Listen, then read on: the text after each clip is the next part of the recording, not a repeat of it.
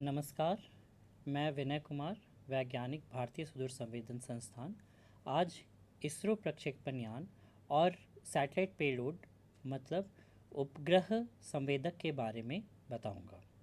मानव सभ्यता में चीज़ों को बेहतर ढंग से जानने में परिवहन ने बहुत बड़ी भूमिका निभाई है, और ऐसा ही अंतरिक्ष विज्ञान में भी है, जहां रॉकेट को प्रक्षेपण यान कहते हैं, जो उपग्रहों, दूरबीनों और मनुष्यों को अंतरिक्ष में भेजने में मददगार है, जिसकी वजह से हम अंतरिक्ष के बारे में अधिक से अधिक जानकारी जान पाए हैं।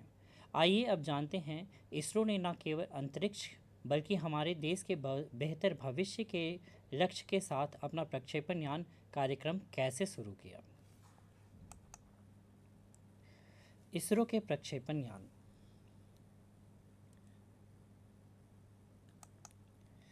तो इसरो के प्रक्षेपण यान में हम इन विषयों के बारे में जानकारी प्राप्त करेंगे, जैसे कि रॉकेट कार्यक्रम की उत्पत्ति, स्टेजिंग और स्टेजिंग के प्रकार, क्योंकि सभी रॉकेट कई सारे चरणों से बना है, कई सारे स्टेजेस से बना है, तो उनके बारे में हम बताएंगे।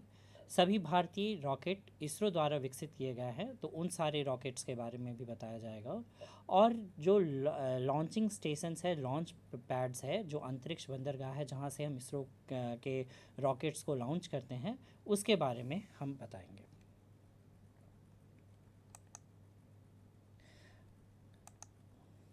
भारतीय अंतरिक्ष के तीन विशिष्ट तत्व हैं: संचार और सुदूर संवेदन के उपग्रह, अंतरिक्ष परिवहन प्रणाली और अनुप्रयोग कार्यक्रम। चूँकि भारत विकास के शुरुआती चरण में था, इसीलिए इसरो की टीम ने अंतरिक्ष कार्यक्रम के उद्देश्य पर सावधानीपूर्वक काम किया और तीन अलग अलग तत्वों को सूचीबद्ध किया। इसका प्रमुख उद्देश्य भारतीयों के लिए संचार स्थापित करना और कृषि, मछली पकड़ने और मौसम की स्थिति जानने जैसे व्यवसायों के लिए आवश्यक उपग्रह स्थापित करना था। इसलिए सबसे पहले संचार और सुदूर संवेदन के लिए उपग्रह बनाए गए। जैसा कि पहले उल्लेख किया गया है, इसके परिवहन का उद्देश्य वाहनों को और रॉकेटों को प्रक्षेपित करना है, जो उपग्रहों को अंतरिक्ष में परिक्रमा करने और वापस पृथ्वी की सतह पर लाने के लिए जो मानव सहित यान होंगे, उनके लिए भी किया जाएगा।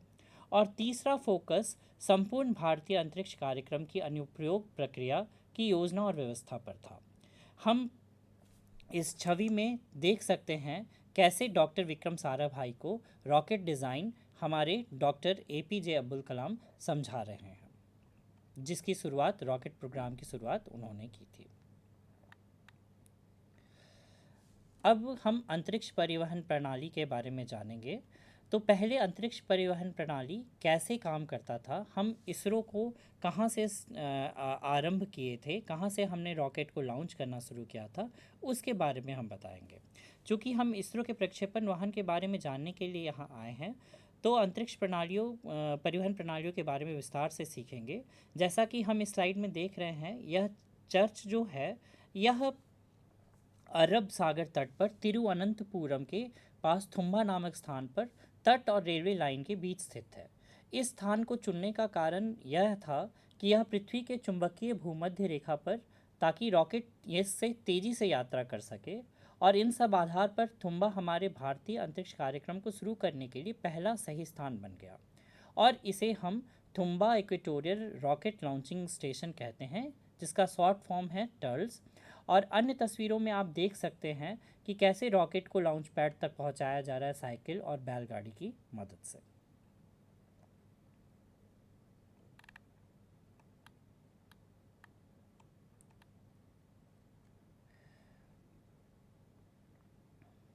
अब हम अंतरिक्ष परिवहन प्रणाली कि कितने तरह के हमारे जो लॉन्च व्हीकल्स हैं, प्रक्षेपण यान हैं, उनके बारे में जानेंगे। हमारा अंतरिक्ष परिवहन प्रणाली में और लॉन्चिंग रॉकेट्स कई तरह के हैं। पहले हम कौन से लॉन्च व्हीकल्स को यूज़ करते थे, वो था ध्वनि रॉकेट और SLV, दो, जिसे हम सैटेलाइट लॉन्च व्हीकल कहते हैं या उपग्रह प्रक्षेपण यान कहते हैं। फिर उसके बाद ASLV और PSLV को और ASLV भी था, जो पहले यूज़ किया जाता था। उसके बाद अभी वर्तमान में हम जो भी उपग्रह को भेजते हैं कई सारे जियो स्टेशनरी या भूस्थैनिक कक्षा में या हम पोलर पे ऑर्बिट्स में जब भेजते हैं तो उसे PSLV और GSLV कहते हैं। और अब हम जो भविष्य का हमारा ये प्रक्षेपण यान है वो है RLV-TD, मतलब reusable launch vehicle technology demonstration, जो हम यूज़ करेंगे। अभी हम मानव यान जो हम भेजना चाह रहे हैं अंतरिक्ष में, उसके लिए हम उसका प्रयोग करेंगे, जो भविष्य के लॉन्च व्हीकल है। तो सिस्टम को कई अन्य प्रक्षेपण यानों में अपग्रेड किया गया है। ध्वनि रॉकेट से शुरू होकर satellite launch vehicle, augmented satellite launch vehicle, जो पुराने रॉकेट से अब है ना उनका उपयोग नहीं है, लेकिन PSLV GSLV का उपयोग है। GSLV में मार्क 2 और मार्क 3 अभी वर्तमान में यूज़ किए जा रहे हैं। GSLV में मार्क 1 भी था जो अब उपयोग में नहीं है। और भारतीय अंतरिक्ष परिवहन का भविष्य RLV-TD नामक विमान और रॉकेट प्रौद्योगिकी का एक संलयन है।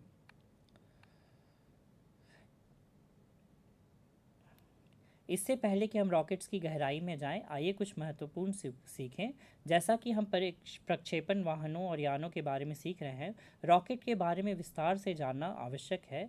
इसलिए रॉकेट के बारे में गहराई जानने से पहले आइए कुछ महत्वपूर्ण बातें बताऊं।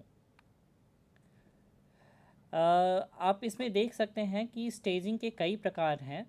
ये दो तरह के हमारे जो रॉकेट्स हैं, एक PSLV और एक GSLV। PSLV में सीरियल स्टेजिंग की जाती है, जिसके 4 स्टेजेस हैं। और GSLV में समानांतर स्टेजिंग की जाती है, जिसमें रॉकेट बूस्टर्स को भी ऐड किया जाता है। तो सभी रॉकेट नॉर्मली थ्रस्ट उत्पन्न करते हैं, जिसके कारण रॉकेट को के वजन को पृथ्वी के गुरुत्वाकर्षण बल से दूर, और यू कैन मतलब कह सकते हैं कि कैसे हम उसको हम स्पेस में भेजते हैं। इसका ये निर्भर करता है उस रॉकेट के वजन पे, और जो उसमें पेलोड या उपग्रह हम रखते हैं उसके वजन पे भी निर्भर करता है। ईंधन और ऑक्सी कारक जो उसका प्रणोदक है, उसका उपयोग हो जाने के बाद हम क्या करते हैं, धीरे धीरे उनको हम अलग करते जाते हैं हर स्टेजेस के साथ, जिससे उनका वज़न कम होता जाए। और हम फिर आगे की जो प्रक्रिया है उसको पूरी करते हुए हम उस ऑर्बिट तक अपने उपग्रह को पहुंचा सकें। तो उन खाली जो प्रणोदक है, जो आपके फ्यूल टैंक्स हैं, उनको ले जाने से कोई फ़ायदा नहीं है। तो उनको हम विभाजित करके छोड़ देते हैं, जिससे वो जा कर के समुद्र में गिर जाता है।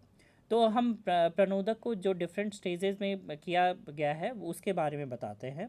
तो चरणों का अगला सेट शुरू हो जाता है जब तक कि वो मतलब पहले हमने जैसे नीचे वाले प्रणोदक को काम किया और उसके बाद वो थोड़े ऊपर तक ले गया, फिर उसके बाद ये अलग हो जाता है और ये समुद्र में गिर जाता है। फिर उसके बाद ये अगला काम करना शुरू करता है, और जब तक इसमें ईंधन रहता है तब तक वो चलता है। और फिर उसके बाद वो भी अलग हो करके फिर आगे उसको पहुंचाता है और आगे वाला इंजन चलता है। तो सीरियल स्टेजिंग में क्या होता है कि इंजनों को एक के ऊपर एक रखा जाता है, और समानांतर स्टेजिंग में इंजन को दूसरे के समानांतर रखा जाता है। तो रॉकेट में चरण जोड़ने के पीछे, मीन स्टेजेस को जोड़ने के पीछे पृथ्वी के गुरुत्वाकर्षण बल को कंट्रोल करके रॉकेट को प्रक्षेपित करना है। इसलिए इन सभी चरणों में प्रणोदक टैंक स्थापित किया जाता है, जो पर्याप्त ईंधन और ऑक्सीडाइज़र ले करके जाता है। और एक बार जब ईंधन पूरी तरह से उपयोग हो जाता है, उसके बाद यह स्टेज इंजन बंद हो जाता है और ये इनसे अलग हो करके समुद्र में गिरा दिया जाता है। और उसके बाद आगे का मार्ग, जो बाकी बचा हुआ पार्ट होता है रॉकेट का, वो उस निश्चित कक्षा तक पहुंचता है।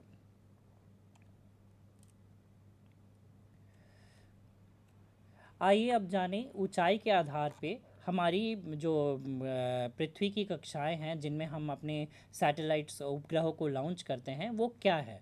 तो 3 तरह की कक्षाएं हैं। निम्न पृथ्वी कक्षा, जिसका जो रेंज है 150 किलोमीटर से 1000 किलोमीटर है। मध्यम पृथ्वी कक्षा 2000 से 35,786 किलोमीटर है।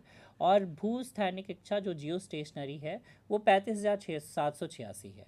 और ध्रुवी कक्षा और सूर्य तुल्यकालिक कक्षा जो मोस्टली अर्थ ऑब्जर्वेशन मतलब पृथ्वी अवलोकन के लिए यूज़ किया जाता है वो 600 किलोमीटर ऊंचाई के साथ है। अंतरिक्ष तक पहुंचने की दिशा में इसरो का क्या कदम है, हमने रॉकेट कैसे बनाए और कैसे पहला रॉकेट कौन सा था, इसके बारे में जानते हैं। तो पहला रॉकेट जो हमारा था ध्वनि रॉकेट और उसको साउंडिंग रॉकेट कहते हैं। और साउंडिंग रॉकेट है ना हमारा पहले वही तुम्बा से लॉन्च किया गया था। ये आपका जो की जो छवि है ये साउंडिंग रॉकेट की है। और साउंडिंग रॉकेट में आप देख सकते हैं इसे साउंडिंग या टू साउंड का एक समुद्री शब्द है जो 40 से 200 किलोमीटर परिचालन जिसकी ऊंचाई है। उपग्रहों और अंतरिक्ष यान में प्रयुक्त उपकरणों के प्रदर्शन और क्षमताओं को निर्धारित करने के लिए उपयोग किया जाता है। और मौसम विज्ञान और वायुमंडलीय अध्ययन के लिए इन ध्वनि रॉकेट और साउंडिंग रॉकेट का प्रयोग किया जाता है। इसमें प्रयोगात्मक अनुप्रयोग सीमित है और इनके निर्माण थोड़े कम जटिल हैं, जैसे कि बाकी आपके रॉकेट्स PSLV और GSLV थोड़े जटिल रॉकेट्स हैं।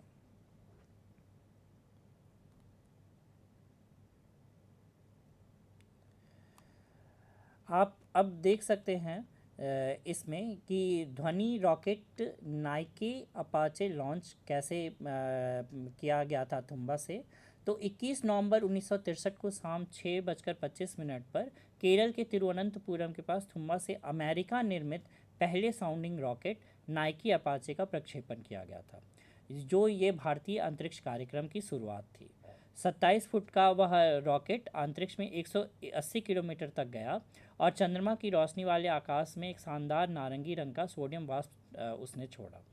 बाद के में हम रूस के लाए हुए M100 और फ्रांस के सेंटाउर से आयातित 2 स्टेज के रॉकेटों का प्रक्षेपण किया गया था।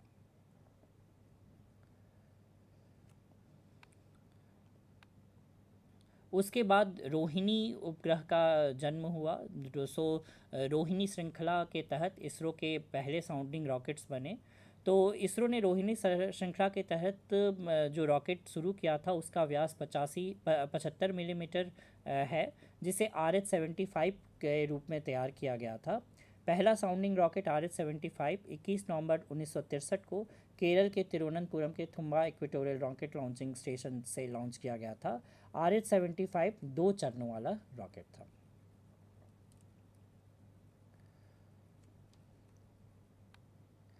रोहिणी फिर उसके बाद इसका वजन 32 किलोग्राम था और इसकी मारक क्षमता 10 किलोमीटर थी। रोहिणी रॉकेट में फिर उसके बाद काफ़ी सुधार किया गया और वर्तमान रॉकेट श्रृंखला जो रोहिणी श्रृंखला है उसके 3 वेरिएंट अभी मौजूद हैं, जैसे RH-200, RH-300, RH-560 जो भारी पेलोड ले जाने में सक्षम है और RH-75 की तुलना में लंबी दूरी माप सकता है। RH-75 का वजन लगभग 32 किलोग्राम था और इसकी मारक क्षमता 10 किलोमीटर थी। इसरो ने 15 जुलाई 2015 को रोहिणी श्रृंखला की सबसे उत्कृष्ट उपलब्धि हासिल की। इस शुभ दिन पर इसरो RH-200 साउंडिंग रॉकेट के लगातार 100 सफल प्रक्षेपण करने में कामयाब रहा और जो नए रोहिणी श्रृंखला RH-560 और MK2 का वजन लगभग 1600 किलोग्राम है और इसकी ऑपरेटिंग रेंज 500 किलोमीटर अब हो चुकी है।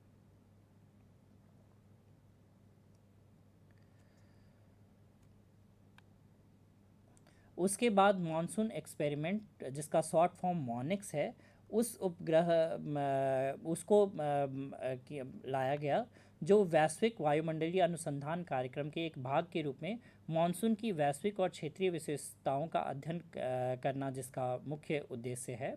और 3 लॉन्च पैड टर्ल्स, सार और बालासोर से 200 रॉकेट का प्रक्षेपण किया गया। तो इसमें आप देख सकते हैं बालासोर में नया लॉन्च पैड 9 महीने के भीतर चालू कर दिया गया और पहला रॉकेट वहां 24 जनवरी 1979 को वहां से लॉन्च किया गया था। इसके बाद हम नए लॉन्च व्हीकल के बारे में और जो प्रक्षेपण यान के बारे में जानेंगे, जिसे हम सैटेलाइट लॉन्च व्हीकल या उपग्रह प्रक्षेपण यान कहते हैं, जो पूरी तरह से ठोस और आप कह सकते हैं सॉलिड इंजन से बना था, जिसका 4 चरण वाला यान था, जो 40 किलोग्राम श्रेणी के पेलोड को लो अर्थ ऑर्बिट और आप कह सकते हैं निम्न पृथ्वी कक्षा में रखने में सक्षम था। ये है आपका उपग्रह प्रक्षेपण यान, जिसको हम सैटेलाइट लॉन्च व्हीकल कहते हैं। इसका वजन लगभग 17 टन था, जिसको 1 टन 1000 किलोग्राम के बराबर है, और यह 40 किलोग्राम बाहर ले जाने में सक्षम है। ये 4 चरणों वाला रॉकेट है। इन 4 चरणों में जो कब तक इसका उपयोग किया गया, 1979 से 1983 तक इसका उपयोग किया गया। सभी 4 चरणों के लिए ठोस प्रणोदक का इस्तेमाल किया गया। चरण 1 और 2 में PBAN प्रणोदक थे, और चरण 3 और 4 में HEF-20 प्रणोदक थे। SLV 3 जो था, केवल उपग्रहों को लो अर्थ ऑर्बिट तक ले जाने में सक्षम है, लेकिन इसे भारी पेलोड ले जाने और लंबी दूरी की क्षमता वाले शक्तिशाली लॉन्च वाहनों की आवश्यकता थी। तो SLV 3 को 18 जुलाई 1980 को श्रीहरिकोटा से सफलतापूर्वक लॉन्च किया गया था।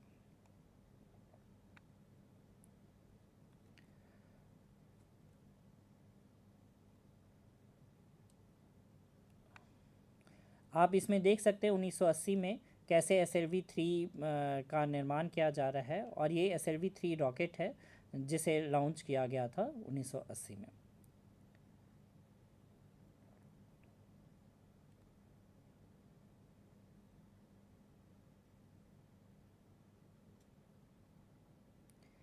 इसके लॉन्च के बाद उसके बाद इस रॉकेट में और प्रक्षेपण यान में और कार्य किया गया, और उसके बाद ASLV रॉकेट बनाए गए, और इसके SLV 3 के प्रक्षेपण के बाद ही भारत को अंतरिक्ष उन्मुख देशों के एक विशिष्ट क्लब का 6ठा सदस्य बनाया गया।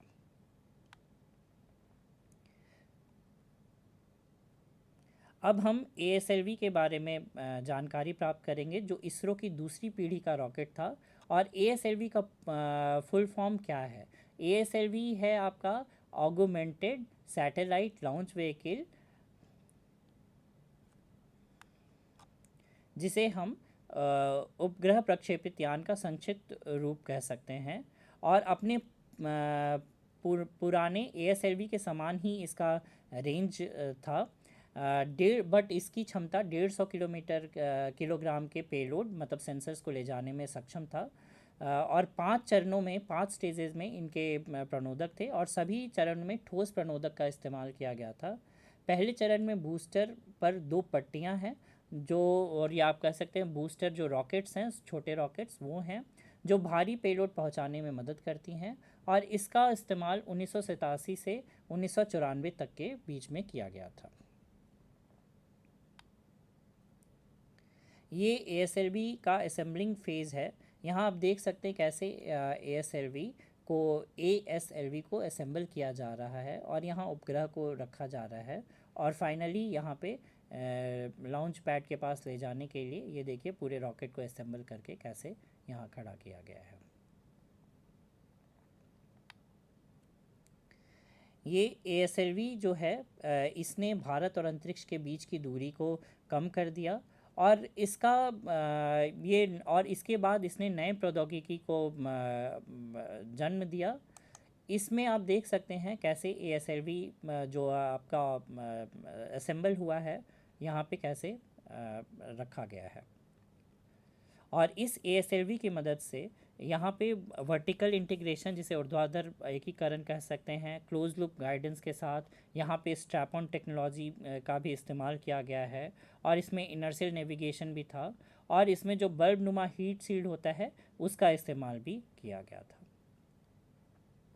और इसमें आप देख रहे हैं कैसे ASLV का प्रक्षेपण किया जा रहा है।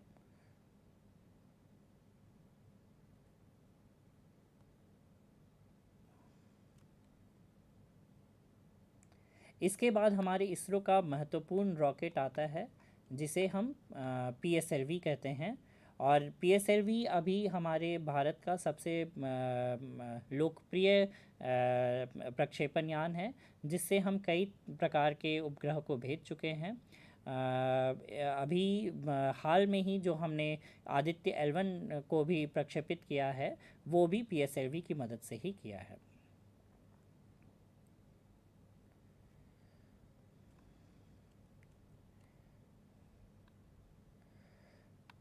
पीएसएलवी का मतलब है ध्रुवीय उपग्रह प्रक्षेपण यान या पोलर सैटेलाइट लॉन्च व्हीकल, जो इसरो का वर्क हॉर्स कहलाता है।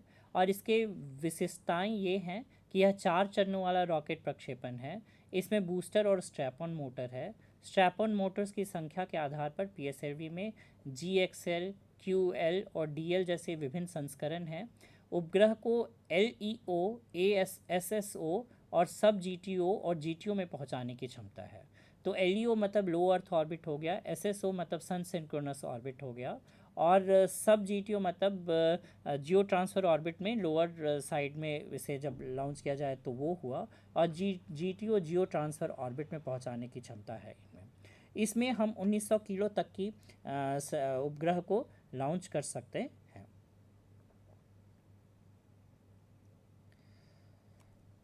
पीएसएलवी की अन्य विशेषताएं ये हैं, ये दूसरे और चौथे चरण में तरल प्रणोदक इंजन का इस्तेमाल किया गया है। चरण 2 जो है फ्रांस के सहयोग से विकास इंजन को विकसित किया गया था, वो है।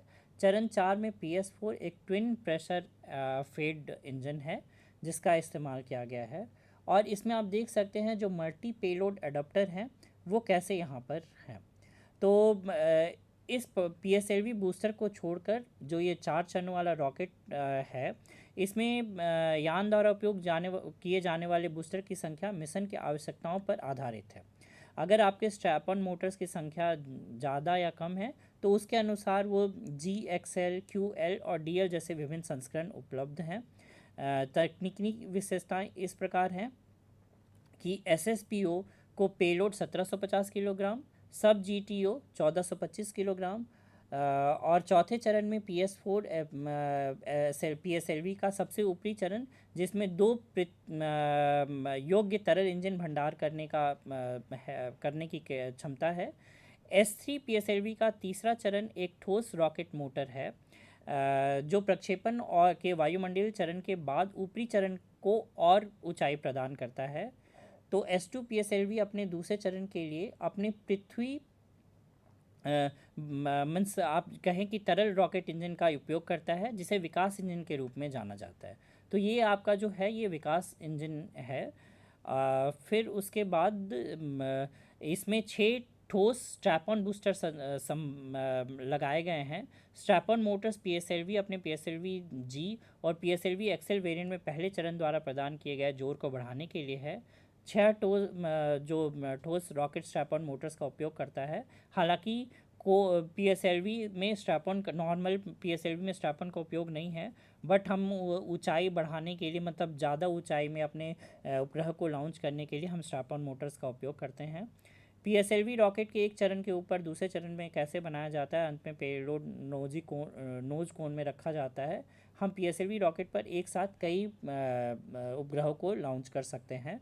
तो जैसा कि अभी अपने हाल में सुना होगा कि पीएसएलवी के द्वारा हमने 104 उपग्रह को अंतरिक्ष में प्रक्षेपित किया था। अभी आप देख सकते हैं कि यहाँ 2 सितंबर 2023 तक इसरो ने 59 पीएसएलवी लॉन्च कर दिए हैं, जिसमें 57 सफल हुए। पीएसएलवी के कुछ उल्लेखनीय सफल प्रक्षेपण चंद्रयान 1, मार्स ऑर्बिटर मिशन उर्फ मंगलयान और रिकॉर्ड तोड़ने वाले 104 उपग्रह हैं। 2 सितंबर 2023 तक में हमने अभी श्रीहरिकोटा से आदित्य L1 को लॉन्च किया है।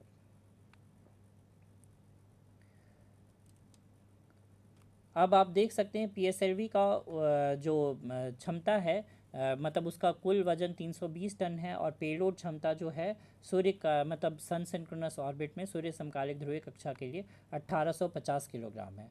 अब आप देख सकते हैं PSLV को कैसे हम श्रीहरिकोटा से लॉन्च कर रहे हैं।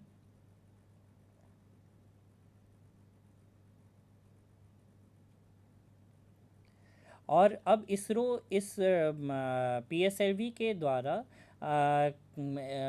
कई सारे में से हम गैर सरकारी निजी संस्थाओं के माध्यम से हम कई सारे देश के उपग्रहों को भी लॉन्च कर रहे हैं। अब हम हमारे GSLV के बारे में बताएंगे। GSLV 3 प्रकार के हैं, जिसे हम जियो सिंक्रोनस सैटेलाइट लॉन्च व्हीकल कहते हैं। और और 3 प्रकार ऐसे हैं, MK1, MK2 और MK3। MK2 और 3 तो अभी भी प्रयोग में है, और MK1 अब वर्तमान में इसका उपयोग नहीं किया जा रहा है।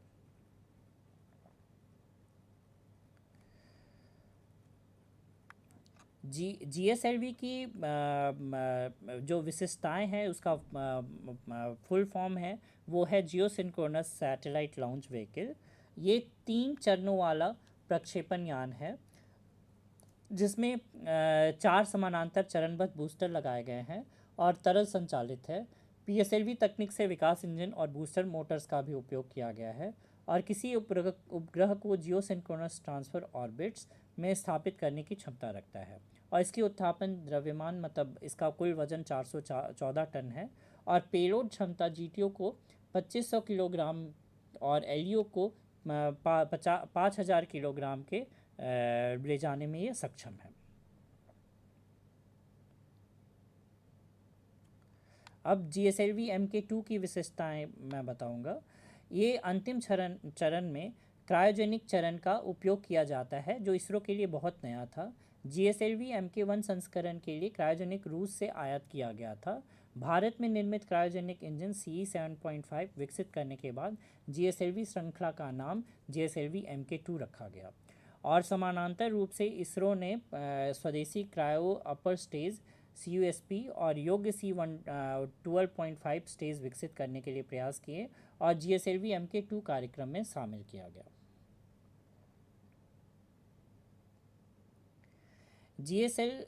GSLV MK2 का पहला प्रक्षेपण 18 अप्रैल 2001 में हुआ था, और आखिरी GSLV प्रक्षेपण PSLV 12 अगस्त 2021 को हुआ था। इस अवधि के दौरान MK1 और MK2 श्रृंखला सहित 14 प्रक्षेपण किए गए। उनमें से 8 सफल रहे, और 2 आंशिक रूप से सफल रहे, और 4 असफल रहे। 2014 से GSLV ने लगातार 6 सफल प्रक्षेपण किए।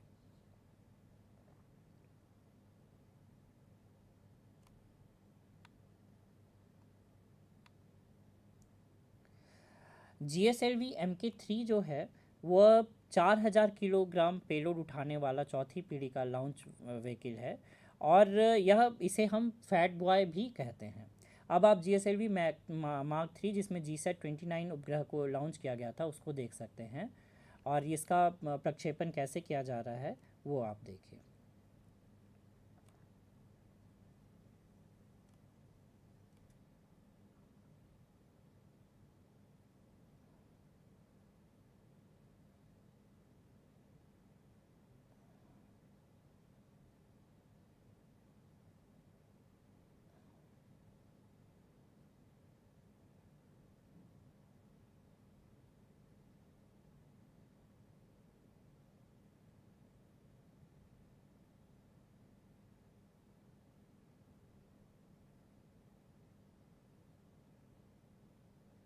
देखिए कैसे ये इस S200 सेपरेट हो रहा है, जो आपके पैरेलल बूस्टर्स थे, बूस्टर रॉकेट्स, उनका सेपरेशन हुआ।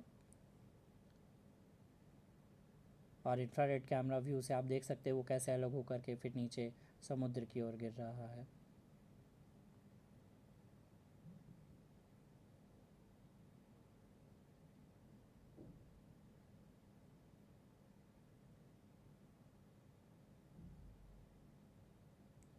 फिर आप देख सकते हैं हीट सील्ड ऑर्बिट में कैसे सेपरेट हुआ, जिसमें आपके उपग्रह को रखा गया है।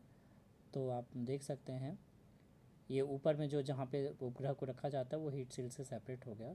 अब ये देखिए GSAT-29 के जो उपग्रह था वो कैसे अलग हुआ। तो GSLV मार्क 3 सफलतापूर्वक प्रक्षेपित किया गया।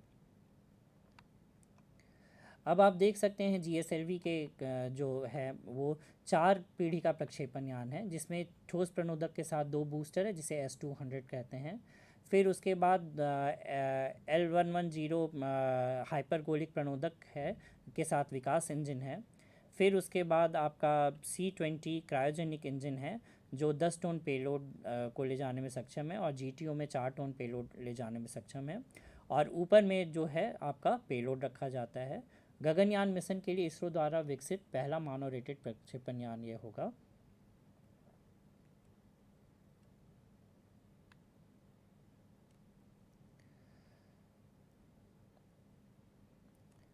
और GSLV मार्क 3 के बाद आप ये देख सकते हैं चंद्रयान 2 को अभी जो हमने भेजा था ऑर्बिटर और लैंडर जिसमें थे, तो इसमें हमने चंद्रयान 2 को, जो सबसे अभी तक का भारी अंतरिक्ष यान था, सभी 4 मिशनों में वो सफल रहा था।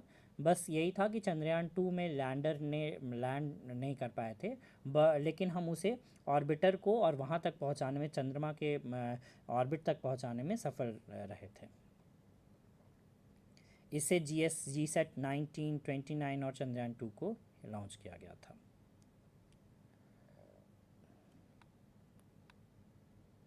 गगनयान मिशन के लिए GSLV Mk3 का प्रयोग किया जाएगा। इसमें यह भारतीय डिज़ाइन और निर्मित मानव निर्मित अंतरिक्ष उड़ान प्रक्षेपण मिशन है, जो GSLV जिससे हम गगनयान जो कह रहे हैं, जिसमें हम मानव को भेजेंगे, वो इसी लॉन्च व्हीकल का उपयोग किया जाएगा। और मानव उड़ान सफल बनाने के लिए इस मिशन में आवश्यक बदलाव किए जा रहे हैं। जैसा कि हम देख सकते हैं कि यहाँ पर इसमें एक क्रू मॉड्यूल होगा जिसमें मानव बैठ सकेगा, जो गगनयान के लिए पेलोड जैसे आप कह सकते हो उसका डिज़ाइन होगा। और मानव उड़ान मिशन को सफल बनाने के लिए उड़ान त्वरण की सीमाएं निर्धारित की जाएंगी, और सुरक्षित पुनः प्रवेश के लिए प्रणोदक और इंजन डिज़ाइन घटकों की ताकत और अखंडता बनाए करने के लिए और एवियोनिक्स और स्टैंड बाय सिस्टम में संबंधित आवश्यक विकास और परिवर्तन इसमें कार्य चल रहा है।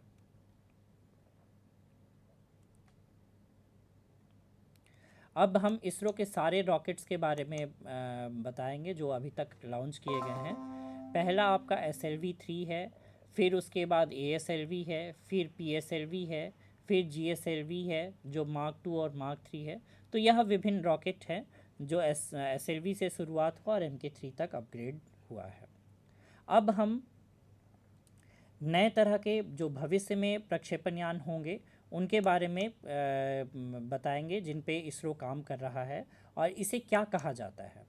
इसे कहा जाता है RLV-TD। RLV-TD का मतलब हुआ reusable launch vehicle technology demonstration और पुनः प्रयोज्य प्रक्षेपण यान प्रौद्योगिकी प्रदर्शक। इसरो का यह बहुत ही जटिल कार्यक्रम है और RLV-TD विमान और रॉकेट प्रौद्योगिकी का मिश्रण है। RLV-TD सुपरसोनिक और हाइपरसोनिक उड़ान प्राप्त करने के लिए स्क्रैमजेट इंजन का उपयोग करता है और स्वायत्त नेविगेशन, मार्गदर्शन और नियंत्रण प्रणाली, एकीकृत उड़ान प्रबंधन प्रणाली, हीट शील्डिंग और 11 नियंत्रण उड़ान प्रगति में शामिल है।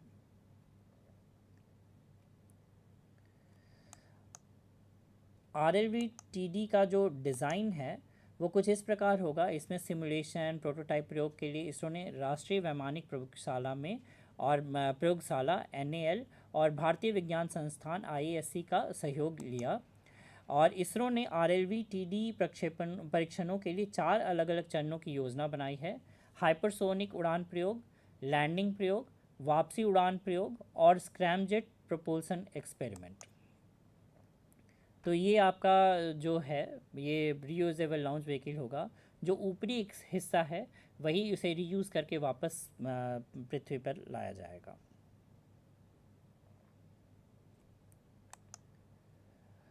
RLV-TD ने 23 मई 2016 को HEX की को सफलतापूर्वक लॉन्च किया था, जिसमें जो इसके सार्थक परिणामों की सराहना कर सकते हैं और अन्य चरणों में भी आगे की उपलब्धियां की प्रतीक्षा कर सकता है।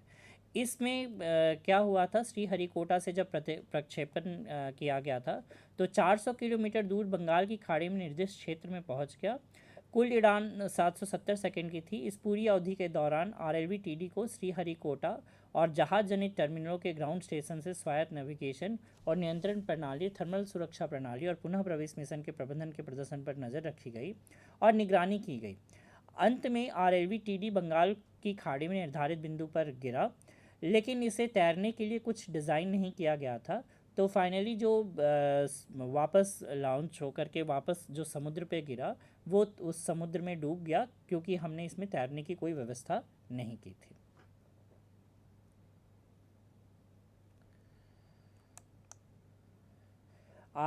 अब मैं SSLV जो लघु उपग्रह प्रक्षेपण यान है या स्मॉल सैटेलाइट लॉन्च व्हीकल, उसकी विशेषताएं बताऊंगा। इसमें 3 चरण वाले प्रक्षेपण यान बनाए गए हैं। 3 चरण वाले सभी ठोस चरण हैं और तरल प्रणोदन आधारित वेलोसिटी ट्रिमिंग मॉड्यूल है और 2 मीटर व्यास है जिसका और 34 मीटर लंबाई है। PSLV तकनीक से विकास इंजन और बूस्टर मोटर्स लिए गए हैं और लगभग 120 टन का इसका कैपेसिटी है, जिसमें 500 किलोग्राम की आप पेलोड रख सकते हैं लोअर ऑर्बिट में, और ये पृथ्वी की कक्षा में रख सकते हैं लोअर ऑर्बिट में।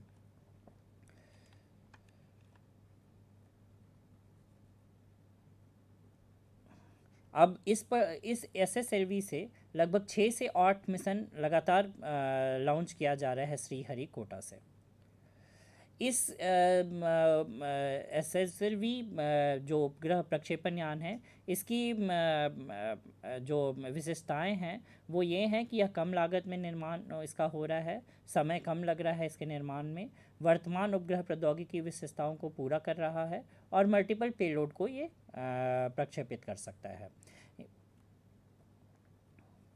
और इससे 6 से 8 मिशन लॉन्च करने का टर्न राउंड समय और क्षमता भी कम हो रही है।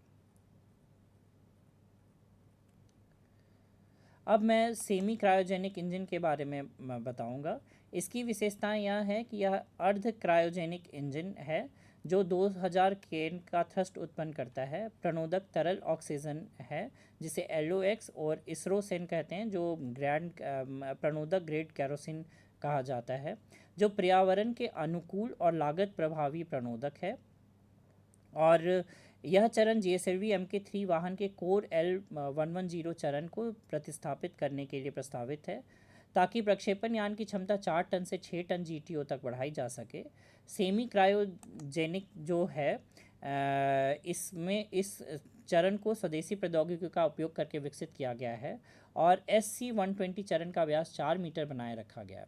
यह चरण पृथ्वी प्रणोदक चरण की तुलना में बहुत सरल और सुरक्षित है। यह इंजन CE-20 इंजन डिज़ाइन पर आधारित है और इसका लंबी अवधि तक सफलतापूर्वक परीक्षण किया गया है। लगभग 117 टन प्रणोदक लोडिंग के साथ वाहन के समग्र विन्यास और आवरण को बदले बिना L110 चरण के आवरण में फिट होने के लिए GSLV Mk3 के लिए चरण को कॉन्फ़िगर किया गया है और SC-120 चरण को GSLV Mk2 के क्रायोजेनिक अपर स्टेज और GSLV Mk3 में C-25 L110 चरणों को डिज़ाइन करने में इसरो की विशेषज्ञता अनुभव को अधिकतम उपयोग करके कॉन्फ़िगर किया गया है। सेमी क्रायोजेनिक इंजन के क्या लाभ हैं?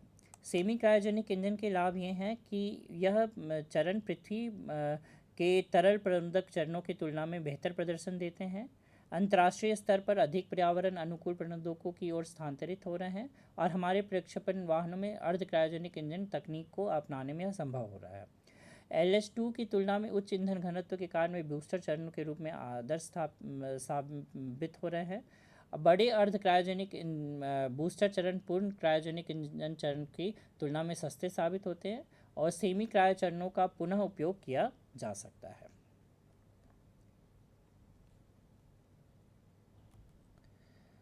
सेमी क्रायोजेनिक के लिए अब भारतीय स्टार्टअप भी भारत में कई अंतरिक्ष स्टार्टअप आ रहे हैं जो स्वयं रॉकेट बनाने का प्रयास कर रहे हैं और इसरो से तकनीकी सहायता और मार्गदर्शन प्राप्त कर रहे हैं। अब मैं भारत के लॉन्चिंग स्टेशन, जिसे अंतरिक्ष बंदरगाह कह सकते हैं आप, उसके बारे में बताऊंगा। हमारे यहाँ पे इसरो के पास तीन लॉन्चिंग स्टेशन हैं। विक्रम साराभाई अंतरिक्ष केंद्र तिरुवनंतपुरम, जिसे मैंने थुम्बा कहा, थुम्बा इक्वेटोरियल लॉन्च स्टेशन। फिर उसके बाद जहाँ से साउंडिंग रॉकेट का लॉन्च किया जाता है। फिर दूसरा सतीश धवन स्पेस सेंटर है, जहाँ से PSLV GSLV को लॉन्च किया जाता है। तीसरा बालासोर रेंज उड़ीसा है, जो अभी वर्तमान में परिचालन में नहीं है। तो ये आप देख सकते हैं यहाँ पे थुम्बा वाला जो चर्च के पास में है, दूसरा ये श्रीहरिकोटा का है और तीसरा ये बालासोर का है। अब अंतरिक्ष बंदरगाह या रॉकेट लॉन्चिंग स्टेशन का चयन का क्या मापदंड है? हम कैसे डिसाइड करें कि कौन सा उपग्रह, कौन से रॉकेट को कहाँ से लॉन्च किया जाएगा और क्या क्राइटेरिया होना चाहिए जिससे हमें अच्छे से हमारे रॉकेट को ऑर्बिट तक पहुंचाया जा सके।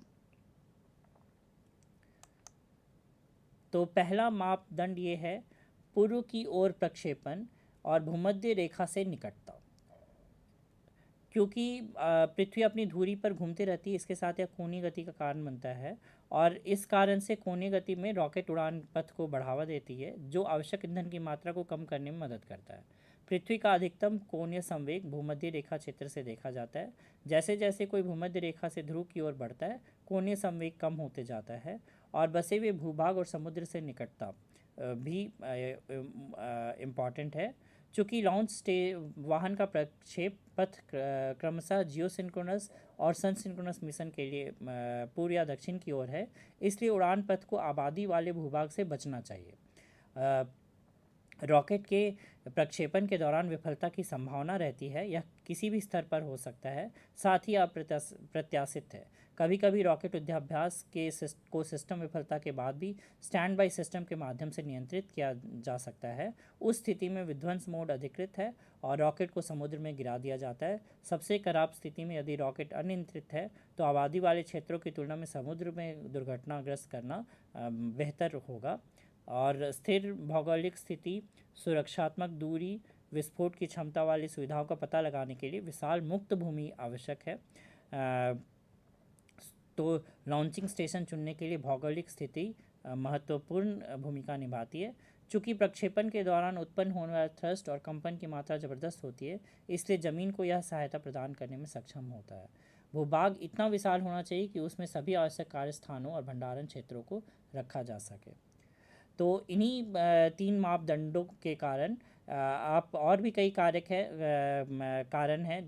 हैं, जैसे कि आपका पूरे वर्ष जलवायु परिवर्तन कैसा होगा, भूचुंबकीय क्षेत्र कैसा होगा, जिसे स्पेस सपोर्ट के चयन के दौरान भी ध्यान में रखा जाता है। तो ये तीनों वही आपके लॉन्च स्टेशंस है।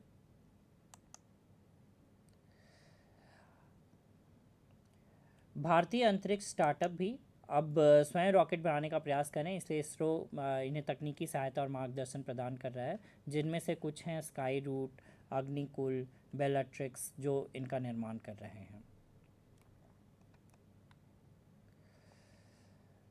धन्यवाद।